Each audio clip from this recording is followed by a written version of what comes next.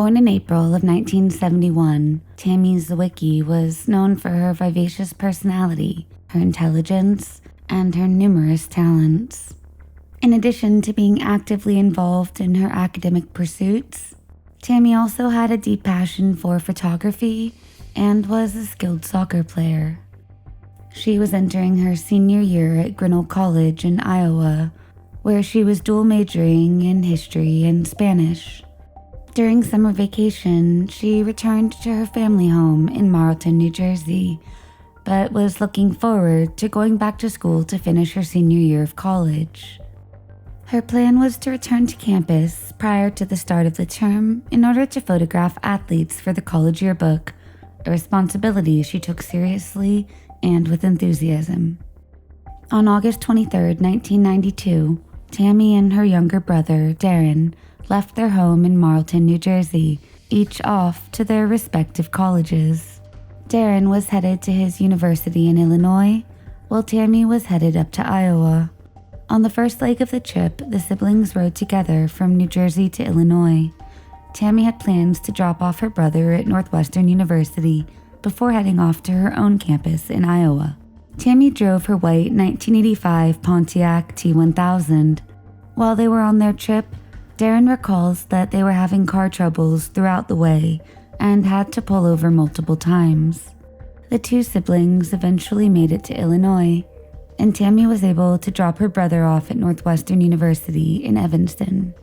After saying goodbye, she continued her journey westbound on Interstate 80 toward Grinnell, Iowa.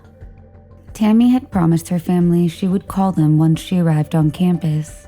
However, that call never came. After hours of silence, her mother, Joanne Zawicki, became alarmed and contacted campus police at Grinnell. At first, there was some confusion. Someone reportedly thought that they had seen Tammy on campus, but it quickly became clear that she had never actually arrived. Tammy's family officially reported Tammy missing to police. Unbeknownst to her family, Tammy's car had been found abandoned along I-80 near LaSalle, Illinois, by an Illinois state trooper. The vehicle had a flat tire, and the day after it was located, it was towed without knowledge of its connection to the missing college student. Authorities soon confirmed that the car was indeed Tammy's Pontiac. Once law enforcement realized Tammy's car had been towed, a frantic multi-state investigation ensued. Her family and local law enforcement launched an urgent search, holding on to hope that she might still be found alive.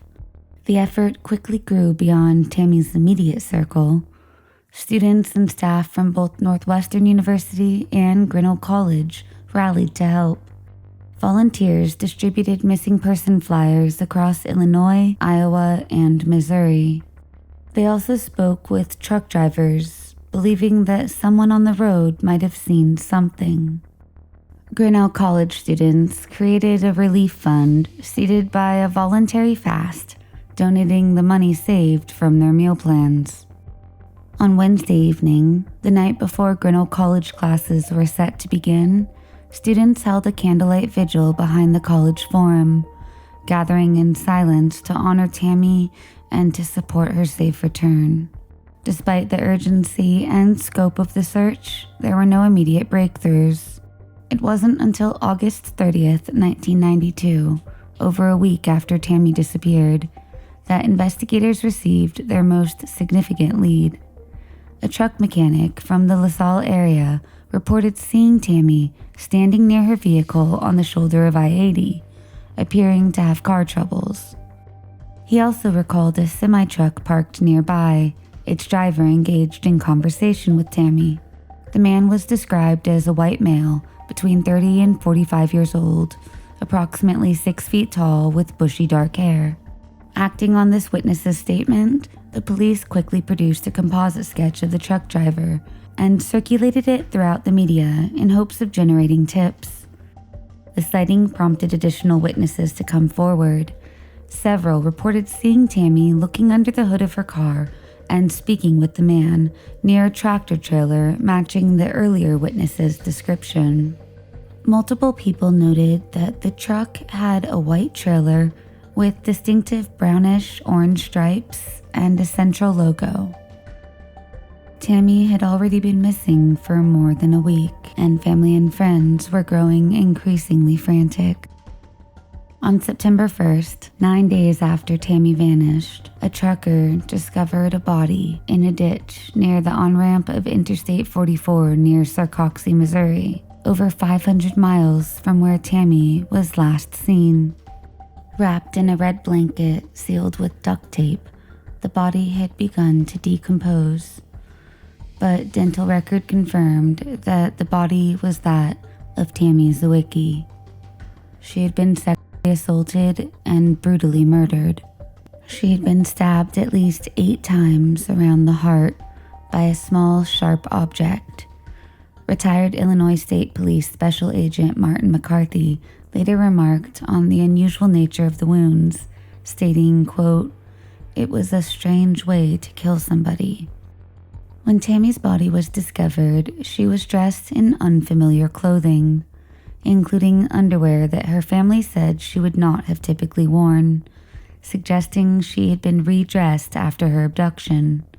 Additionally, 2 personal items Tammy was known to have with her at all times were missing and never recovered: her 35mm camera and a distinctive Loris brand musical wristwatch, which featured an umbrella on its face and played the tune "Raindrops Keep Falling on My Head." Investigators believed these items may have been taken as trophies or could hold critical clues in identifying her killer. In 1993, a nurse contacted investigators with a compelling tip. She explained that on the afternoon of Tammy's disappearance, she had driven past the stalled hatchback on the shoulder of I-80 while taking her children to Princeton, Illinois for McDonald's Happy Meals. She recalled seeing a man standing with a young woman outside of the stalled vehicle. The timing of her sighting was precise, as she had scheduled an appointment later that day. Though an investigator marked her lead as promising, no one had followed up with her at the time.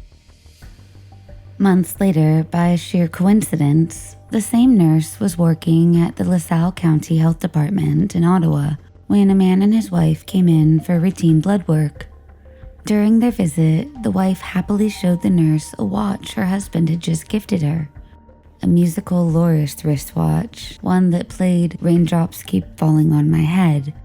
This matched the exact description of the unique watch Tammy was known to have with her when she disappeared.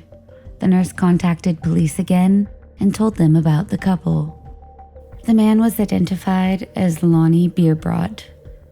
Lonnie, a truck driver with a history of violent crime, including armed robbery, was quickly a person of interest.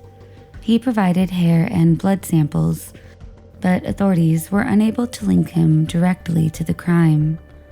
Several circumstantial details, however, raised their suspicions. Lonnie lived near the area where Tammy's body was discovered. He had family close to the location where Tammy's car broke down. He owned a Kenworth truck, the same brand as the red blanket in which Tammy's body was found, and he had sold and deep-cleaned his truck shortly after Tammy's disappearance. Police had searched the truck, but it's unclear whether anything was found. Lonnie allegedly also attempted to intimidate the witness who had identified him. Despite these troubling facts, the task force disbanded due to a lack of actionable evidence, and Lonnie was never charged. He died in 2002 at the age of 41. In 2002, the FBI received renewed public interest in the case and offered a $50,000 reward, supplemented by an additional $100,000 from an anonymous donor. The agency confirmed for the first time that DNA had been recovered from Tammy's body. Although the sample was limited, it was preserved for future testing.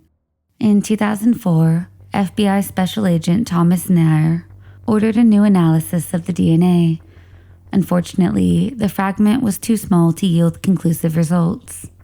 Nair noted that while the evidence pointed to a clear suspect, it fell short of meeting the threshold required for prosecution. He said, quote, "We have a circle, but we can't turn it into a noose." In 2007, hopes were briefly raised again when trucker Bruce Mendenhall was arrested in Tennessee for the murder of a 25-year-old woman. He confessed to killing 6 women and was investigated for potential links to Tammy's case. However, his known victims were sex workers specifically and were shot, not stabbed.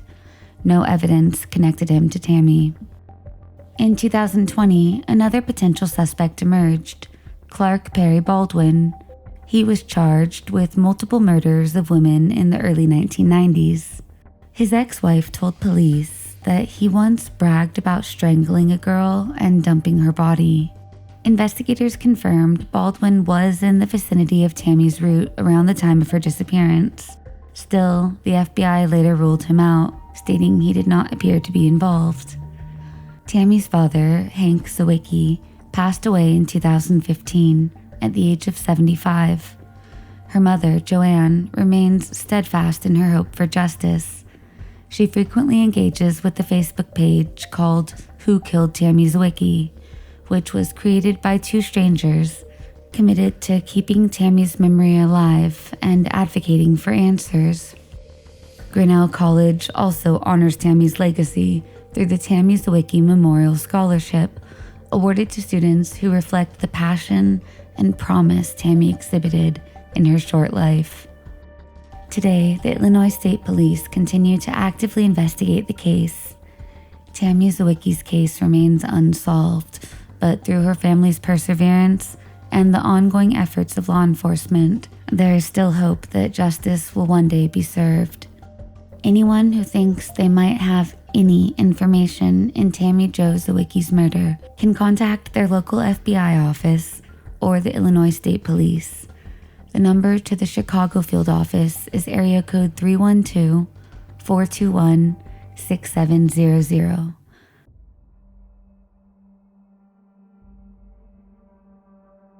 On the evening of Friday, March 15th, 1974, 14-year-old Karen Coglin, who was known to close friends and family as Twiggy, went out to the Rose Gardens roller skating rink in Point Edward, Ontario. This rink was a popular hangout for local teens in the 1960s and 1970s. Karen's family recalls her being full of life, vibrant, and fiercely independent. The teenager had planned to sleep over at her friend Lisa Rich's house after the skating session, a plan she had made well in advance. Karen and her group of friends skated from 7:45 p.m. until around 11 p.m. It was around that time that Lisa's father arrived to pick them up. However, Karen told him she no longer needed a ride, as she wanted to stay out a little bit longer with other friends. Those around her said her decision did not seem unusual at the time. Later that night, Karen drove around with a couple of her friends before being dropped off outside of another friend's house, not Lisa's, on Brock Street South at approximately 12:50 a.m. The friend's house was not too far away from where Karen lived, but she never actually made it inside. As her friends drove away from dropping her off, leaving Karen outside of the house, nobody could have known that that would be the last time they would ever see her. The next morning, 9 hours later, at approximately 9:50 a.m., a farmer named Fred Bygrove discovered Karen's battered body in a shallow ditch along a gravel road named Plowing Match Road, which was located between Churchill Line and LaSalle Line. Her body showed catastrophic injuries. She was partially undressed, and her coat and shoes were found a short distance away on a pile of branches. The medical examiner said that the autopsy revealed Karen's injuries were consistent with having been struck by a vehicle. However, there were reports that she may have also been beaten before she was run over. Karen's body was found over 22 kilometers away from the house where she was last seen. That's over 13 and a half miles. Her purse, meanwhile, was found at the bottom of a ravine, 1.6 kilometers from her body, or about 1.25 miles. Paint chips were found on the ninth grader's clothing, later identified as plum crazy purple, a distinct auto paint color used on 1970 and 1971 Chrysler high-performance vehicles. This discovery would become central to one of the strongest leads in the investigation. Police immediately suspected foul play and classified Karen's death as a homicide. This was based not only on the condition of her body, but also how far the teenager had been found from where she was last seen, and the dispersal of her belongings over multiple locations. Investigators speculated she may have been abducted in one location, driven to another, and possibly had tried to escape before being fatally struck. No information about the manner or cause of death was released to the public at the time. The resulting lack of clarity led to rampant speculation. In the absence of definitive facts, the public feared a predatory killer was on the loose in Sarnia, Ontario. Stories which were fueled by widespread concern over a recent string of violent crimes in southwestern Ontario during that same time period. Despite a significant investigative response at the time, with local officers from the Pretoria Detachment, members of the Criminal Investigation Branch, forensic identification experts, and the involvement of the medical examiner, no suspect was ever identified. Despite public outcry in the immediate aftermath, the case eventually grew cold, and for over 4 decades, it remained classified as an unsolved homicide. In 2011, when Karen would have been 51 years old and not 14 forever, Karen's family held a press conference and called for an external review of the case. They believed that the Ontario Provincial Police, also known as the OPP, mishandled the case from the beginning, and they sought third-party oversight. Canada, however, has no law allowing for mandatory third-party cold case reviews, unlike in the United States, where the Homicide Victims' Families' Rights Act was signed into law to enable such reviews. In 2013, Karen's sisters stepped back from the public spotlight, exhausted from their years of media attention and bureaucratic dead ends. Behind the scenes, the OPP's Criminal Investigation Branch did continue to pursue the case. One key development was the involvement of the Ontario Chief Forensic Pathologist, Dr. Michael Pollinen, who reviewed Karen's autopsy. His conclusion was that the injuries Karen suffered could be consistent with either a high-energy assault or a motor vehicle collision. A reinvestigation was then launched by Detective Inspector Chris Avery. Avery brought in a biomechanist in August of 2015 to analyze Karen's injuries using modern forensic and crash reconstruction technology, which was unavailable in 1974. The specialist concluded that Karen's injuries were consistent with a high-energy, low-speed impact, such as one caused by a large motor vehicle. It was determined that the 1970 or 1971 plum crazy purple Chrysler may not have struck Karen at all. Instead, it was theorized that the paint chips could have been transferred to her clothing from the road surface or other contact unrelated to the actual fatal accident. As a result, the OPP formally reclassified Karen's manner of death in 2017 from homicide to specifically a motor vehicle collision, potentially accidental. A press conference was held to announce this development, which occurred 43 years after Karen's death. Investigators acknowledged that the vehicle's driver may not even have realized they had struck somebody. The OPP asked for the public's help, saying, quote, "The OPP wants to hear from anyone with information about a motor vehicle collision in the Petrolia area or damage sustained by a motor vehicle around that time. Someone may have observed damage to a vehicle or not noticed damage to their own vehicle at the time." Police say it's possible motorists may not have actually seen, nor expected to find, somebody walking alongside the road due to the foggy conditions of the area and due to Karen's dark clothing. Some evidence suggests that she was struck specifically on Oil Heritage Road, about 3 kilometers away from the location of the body. While it's speculated that the driver moved her body after she was hit, it's not certain. If so, it's possible she was moved while still alive and was denied medical care. The circumstances of how she wound up so far from where she was last seen remain to be undetermined. Despite the new conclusion and outreach to the public, the case remains unsolved. One of the biggest mysteries in Karen's case is the 9-hour gap between when she was dropped off at 12:50 a.m. and when her body was discovered at 9:50 a.m. Investigators have tried for years to fill this void in her timeline. There were unconfirmed reports that Karen had expressed interest in attending a party in Petrolia that night and was seeking a ride from Sarnia. However, police have been unable to confirm if the party ever took place or who may have attended. Michael Arntfield, a criminologist and cold case expert, has publicly questioned the OPP's handling of the case, both back in 1974 and in recent years.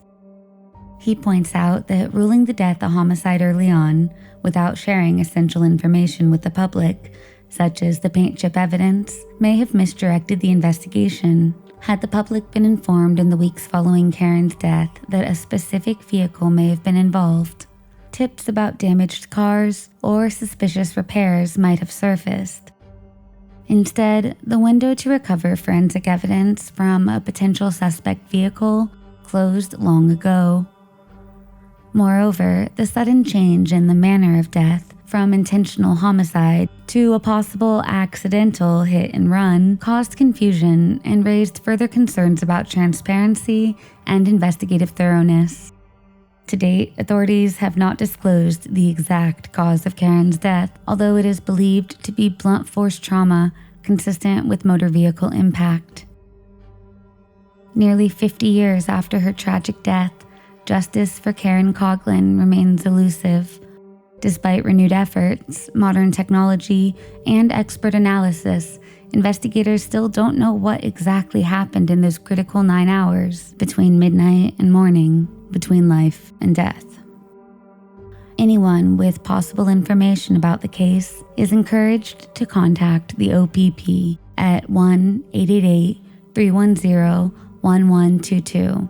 Or if you're in Canada, you can dial star OPP, that's star 677 on a mobile phone. Information can also be shared by calling Crime Stoppers at 1-800-222-8477. No piece of information is too small.